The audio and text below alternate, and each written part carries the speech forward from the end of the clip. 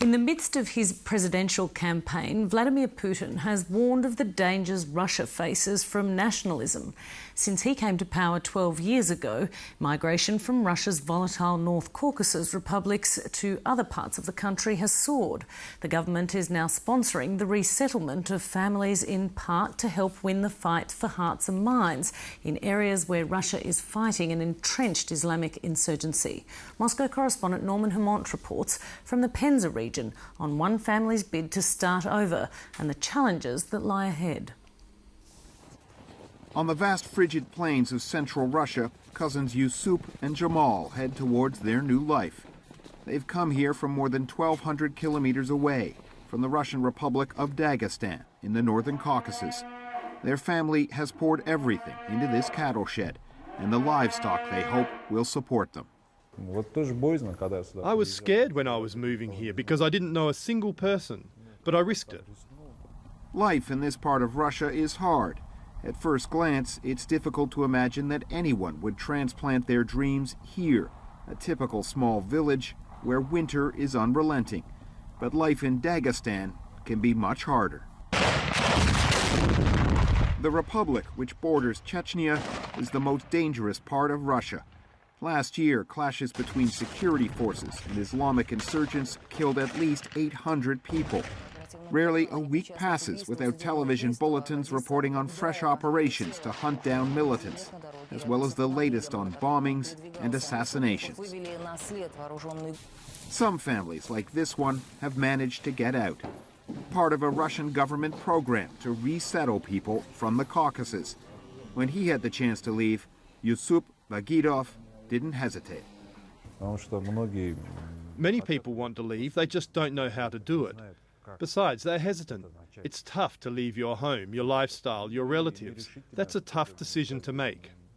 His home is in a town near the farm, an apartment in a Soviet-era building. In all, 3 couples and 8 children made the move. They, like most Dagestanis, are Muslim. Here, they're a minority. In all, they received about $10,000 to move their possessions, find a place to live, and start a new life. Not nearly enough, but they're hesitant to say it. It's too early to talk about whether it's a success. So far, we don't feel like we've made a profit. We'll only know in several years. Resettling families from the Caucasus to places like this helps the Russian government in 2 ways. It provides land and jobs for families that might be at risk of recruitment by Islamic militants. And it delivers a much-needed demographic boost to rural areas that are rapidly losing population. But for a program like this to work, some deep-seated prejudices in Russian society will have to be overcome. Nationalist sentiments are never far beneath the surface, and attacks on migrants from the Caucasus and Central Asia are common. So far, fewer than 200 families from the Caucasus have been resettled in the region around Penza, a city of more than 500,000, about 650 kilometers from Moscow. Much of the industry that flourished during Soviet times is gone. And some here say jobs are scarce enough without bringing in outsiders. Even those who identify themselves as left-leaning social activists say the plan to bring as many as 10,000 people from the Caucasus here is a bad idea. They want to resettle about 10,000 people, but we have not got so many jobs. It's unclear where they are going to put them. Now, the Penza residents already expressed concern that a mosque is being built in the city, as well as a large Muslim spiritual centre.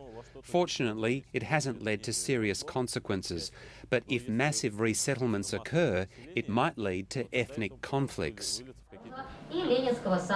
The chief editor of the local television station knows those sentiments well.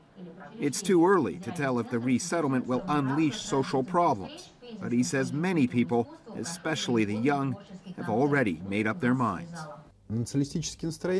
Nationalistic moods amongst the young people? Yes, they certainly exist. What is their problem? The problem lies in the so-called information overload. They read too much, both useful and senseless literature. and they make not quite correct conclusions. Russian Prime Minister Vladimir Putin, the favorite to win next month's presidential vote, treads carefully on the subject of migration. He knows Russia needs more people to fill its emptying rural landscape, but he's wary of an ethnic Russian nationalist backlash. In Penza, the regional government is officially still enthusiastic and says resettlement is a chance to restore ties between Russia's 160 nationalities, lost when the Soviet Union collapsed. For a long time, we have not communicated with each other, and somehow we lost a feeling that existed in Soviet times when we admired each other's cultures. The more people get to know culture, traditions and customs of other peoples, the less feeling of alarm and suspicion they'll have. As for Yusup Vagidov and his cousin, they've come too far to turn back now. In Dagestan, with few jobs and a simmering insurgency, they say they had no future. Here in the bleak Russian winter, they do.